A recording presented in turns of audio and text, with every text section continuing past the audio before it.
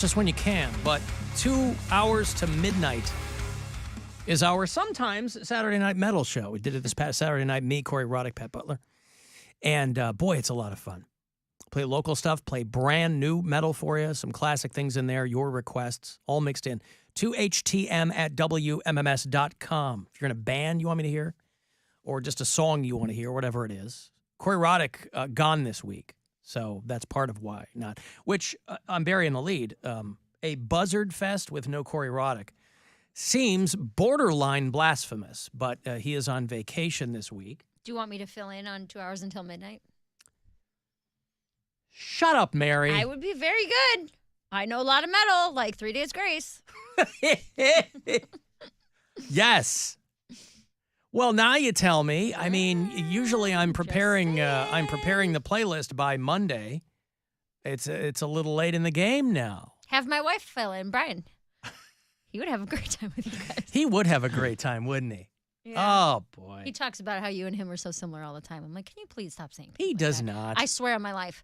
He'll come home and be like, why would that come up? well, with just like, You're like, honey, I like to keep work at work. well, yeah, if me and you go at it about something stupid on air and he'll come home and be like, Alan was right. I'm like, dude, I swear to God, you don't stop. We're basically the same person. I'm like, stop. So he's got a good head on his shoulders. Why besmirch the young man for that? Whatever. For that. Mm-hmm. Of course I'm right. I try to tell you that all the time. But nobody wants to listen to me. Anyway, so no 2 hours to midnight this Saturday. But again, always taking your requests for that show, stuff you dig. And the playlists you can see, because there's no podcast version of the show. You got to hear it live. You can go to WMMS.com, find the 2 hours to midnight page, or our Facebook page as well. Speaking of Facebook, somebody left a talkback message in the break. So I'm a straight guy. I got Facebook dating. Sometimes that app's a little funky. So I look one day, I got all these likes, man. Thing was jumping. I'm like, what's going on? This is unusual. So I look, and all the likes are from gay dudes. Somehow I got pushed to the wrong side of Facebook dating. I appreciate all the compliments, but damn, y'all gay men are thirsty. Bro. Hate the show. How about that, Cody? I don't even want to get on Facebook anymore. Like, I want I want to continue to be notified for events I'm not going to attend anymore. I'm getting notifications, like, out the ass for just all these guys hit me up on Facebook dating. I hate when they intertwine them. Like, they need a separate app for Facebook dating because it's ridiculous. Remember back in the day when the homosexuals were hiding in the shadows, Bill? Yes. Oh, yeah. Homosexuals no longer hide in shadows, giving secret signals of recognition to each other. But rather they have joined together into groups or clubs in an attempt to seek freedom and acceptability for their type of sexual inclination. It's just overwhelming. They're just trying to get freedom and acceptance. You don't want to open up your Facebook and have like 40 notifications. Like, who has time to do that throughout their day? I gotta work. I would think that would put you at an advantage against people who do have the time to do that all day long. It's just overwhelming. You're a man with a job. 2. 2 jobs. 3 and a 3 half. jobs. 3.5 jobs. It's increasing by the minute. The number of jobs he's got. I just wanted to see who liked my status. You should be able to convert those jobs into different kinds of jobs on Facebook dating. Hop 2. These people are Now like, that you're single, for everybody texting. Yes, Poundcake is back to being single. they're like, oh, you want to make a drive to Pittsburgh? I'm like, no, I don't want to make a drive to Pittsburgh. It's a couple hours. What's the problem? I don't want to make a drive to Pittsburgh. All right. I want They to. got a pretty good scene. I don't want to go. I don't want to go by myself. I'll bring a friend. All right. Al, does Fall Out Boy have the catalog to last all 2 hours to midnight when Mary is running the show? No. Yes. No. That's why. That's why. Guardians are in Houston tonight to play the Astros. It's an 8:10 start. Tito Francona getting ejected on Saturday, very early in the game, no less. Very early. Now, on average, I don't know what his is, but on average, you figure, a skipper is going to get kicked out a couple of times a season. I think, this because it was so early in the game. He got kicked out in the first inning. And the rest of the game, that's the trouble with these things. The rest of the game, you're rudderless. There's no guy that's going to fill in for you. There's no bench coach who's going to fill in, who's going to run in. It's Francona or nobody. This is the deal that they make. It's in his contract, guaranteed. They go, hey, if I get ejected, you can't have anybody else running out there calling the shots. Can't do it. So they, do you get to go home when you get kicked out, or do you just have to sit in the... Like timeout? Yeah, come on. Because, the White Sox have Mike Clevenger now. And so Stephen Kwan, there was a call that Tito Francona wanted to argue with the first base umpire, although a typo, Cleveland.com referred to him as the first bay umpire, B-A-E. Hell yeah. And so I was like, oh, this means that they should probably really get along. But the snapshot photo told a different story. Tito with his arms outstretched, clearly yelling at the guy, arguing the merits of the first bay umpire's call. And they kicked him out. Todd Tickner is first base umpire, and he told Tito, you can't argue this. And Terry Francona said, watch me argue this. He was ejected for the first time this season, and the 15th since he became the manager of the team. Tito Francona's been here for 10 years now. And who knows where he'll go next after this ejection. I neglected to mention, not only was he ejected from the game, he was ejected from the team. And so, very, very sad day for Cleveland. Am I reading this incorrectly? Am I getting any of the facts wrong here? I'm going to need... I'm pretty sure that if I'm reading this correctly, I think that I am. Terry Francona was ejected and has to remain in Chicago upon further review. So whether or not I guess that means he's not traveling with the team to Houston, which is a real bummer.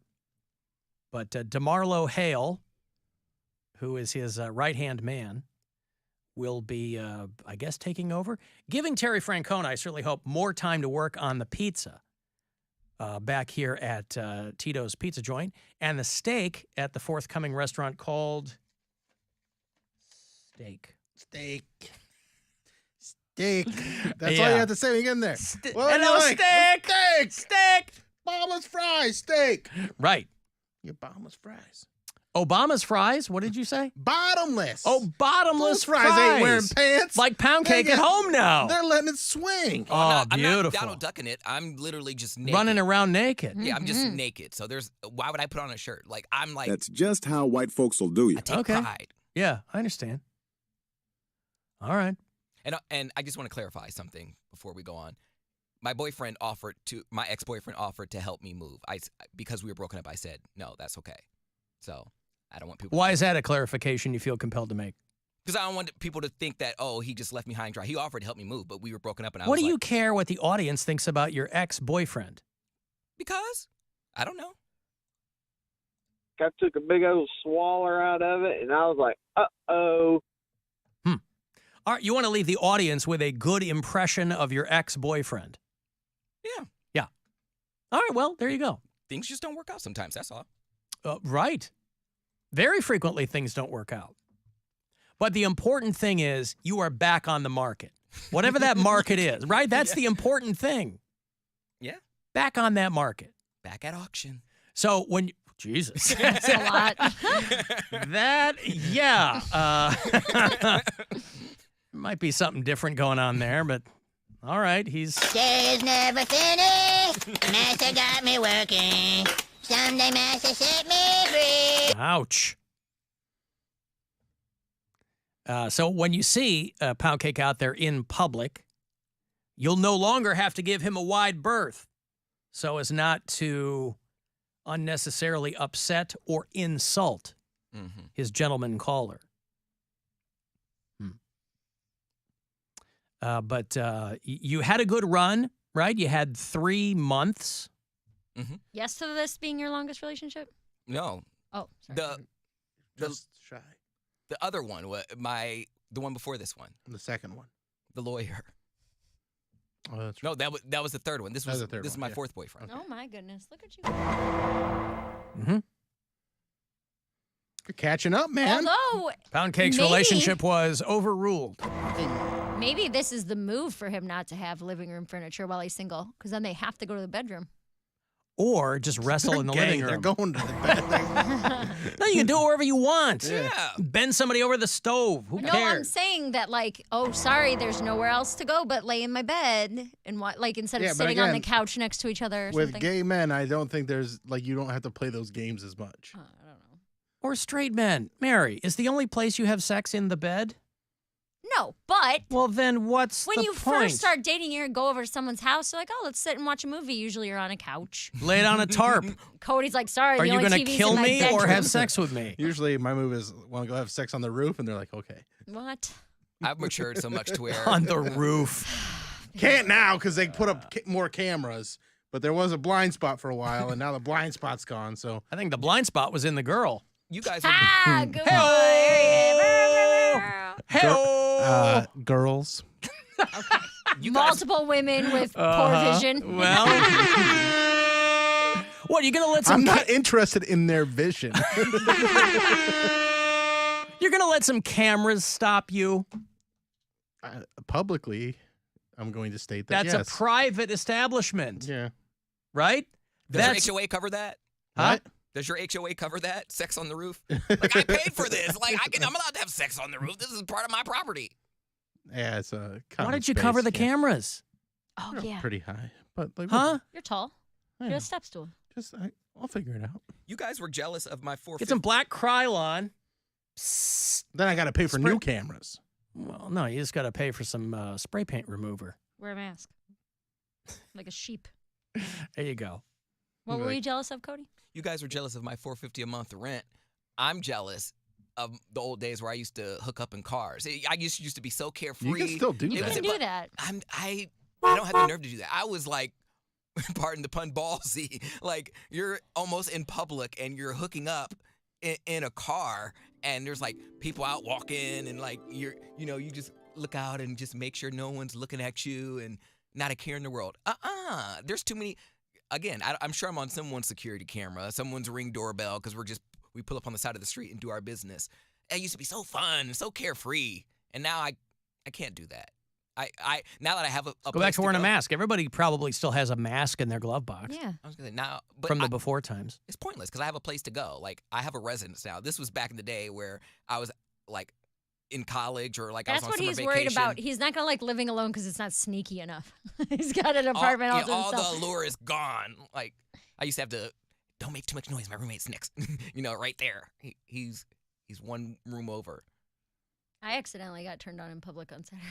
Turned on. You in got public. turned on in public. Yeah, dude. So normally I read Was there murder. a fat ginger at the pool? Yes, I couldn't help it.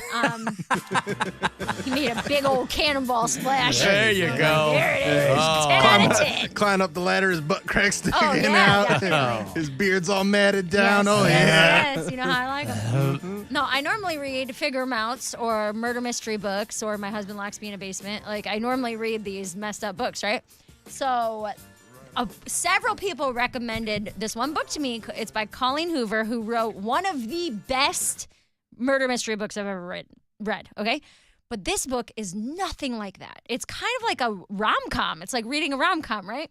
So I take this book with me to Blake's gymnastics class on Saturday, and the parents are like sitting up in the little parent section, and I'm reading this book, and there's like a detailed sex chapter. What? I was not ready for it, but I'm reading it, and I was like getting all tingly. I'm like, oh my God, like I'm reading porn right now. I felt so You were like uncomfortable. Phyllis on The Office. Yeah. Oh, I felt so uncomfortable because I was like, I'm in public and I feel like all turned on, and I'm at my stepkid's gymnastics class right now. Like I didn't know what to do, but I also didn't want to stop reading it. So I was like, I got home and Brian's like, what is with your face? I'm like, there's sex in this book. There's a lot of like very detailed sex. And he's like, you're reading pornography at our daughter's gymnastics class? Like, no. Like, I remember 30 years ago reading American Psycho on the bus. I worked downtown. I lived way north. So my bus ride was like 55 minutes. Yeah. And I remember reading American Psycho, and there's a good 25-page passage of him defiling these two like Russian hookers, and it was like, oh my God. Don't just stare at Boner inducing. I mean, it's a lot, dude. That book is, I mean, in every possible capacity, that book is overly detailed. Yeah. And that, which is why for a long time they're like, they can never make a movie out of this. But there's like a 25 or 30 page passage where he is just going to town with these two, and you're like, oh my God. Mm-hmm. That's it. This is the first time I have bookmark that toot sweet. Well, it's the first time I've ever like read anything that's aroused me like that. That's not what my books normally are. So I wasn't ready for it, and caught me off guard, to say the least. I felt like I was doing something wrong. You know what I mean? Like I felt like I shouldn't be reading this here. Like this is an at-home book only now. A man cutting his wife up into pieces and sprinkling it throughout the woods. That is what you read in public. Not sex. Person stuff. who what was kind of sex stuff were they doing? the Not person who sex was stuff. sitting next to Mary recorded and sent me Mary reading the book there at the gymnastics. Right, and it's her just reading that book and getting very, very increasingly excited. How close to those are your actual sex noises? Stretch me out over 9 more inches. They're not. Not close. No. Those are not my sex I don't noises. believe you. And it all slides around and it mushes out and nothing stays where it's supposed to stay. That is accurate. That's a sex noise. Open mouth. Almost perfect. Yeah, nailed it. Yeah, All right, well, that was I hope very you've learned a valuable lesson. It was very uncomfortable. Yeah. I'm not going to stop reading the book. I liked it. I would have liked it a lot more if I was at my house. Mary's That's like, the only anybody thing. using the pommel horse right now? Right. Right. But it's a good book. It's like this. Sounds like you love it. No, it's good. I've never read a rom-com before. It's like kind of funny. It's about this girl and it tells like her first love story and now she's with this new guy in Boston. It's exactly like a rom-com, but it's just much more detailed in The sex the part. sex stuff. Yeah. For people who are unfamiliar, rom-com is short for books about romantic communists. Yes.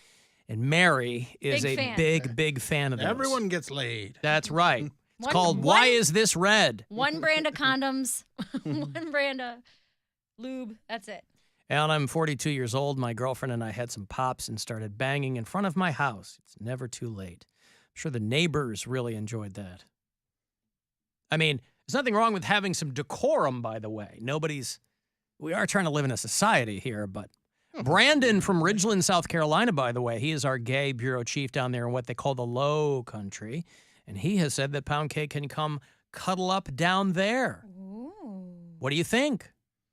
When I get some time off, sure. Bro, it's a trap.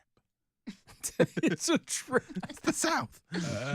It's South Carolina. I mean, it's just kind of the South. South Carolina's the South. It's south enough, but I mean, you know, I hooked up with it's not Mississippi. I hooked up with a vampire in Charleston.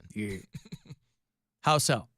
He had his room was all red, and he had his bed in the middle of the room, and he thought he was like hot shrimp because he ran a Walgreens. That is gross. Who thinks they're hot stuff because they run a A Walgreens? vampire. He works a Vampire, yeah. 24-hour store. He works the night shift. He's like, doing well. We're taking FedEx shipments now, so yeah, things are pretty good. I swear I told this That story is gross. about going to the only gay club in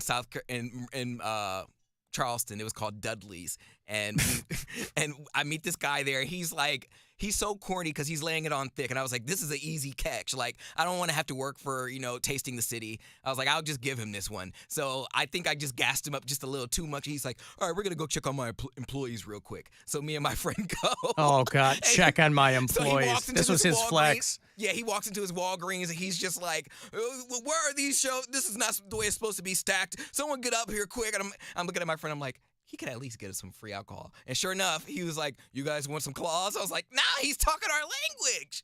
And so he got us like some claws and some twisted teas. And then I hooked up with this guy in the middle of the room because he had an all red bed in the middle of the room. I'm like, this isn't creepy at all. But He was really trying to set the mood. It was really he had an affectation there. Those houses down there look like New Orleans houses. Like old plantation joints and Yeah, stuff. they're really creepy. I was like, dude, I wouldn't be surprised if there's like a secret cellar down there that just leads to the city in the basement. Well, there might be. We've got to take a break here. If you dig the band Asking Alexandria, you like them? They're coming to town. Do a show for you. I think the Cleveland Masonic is where they're playing.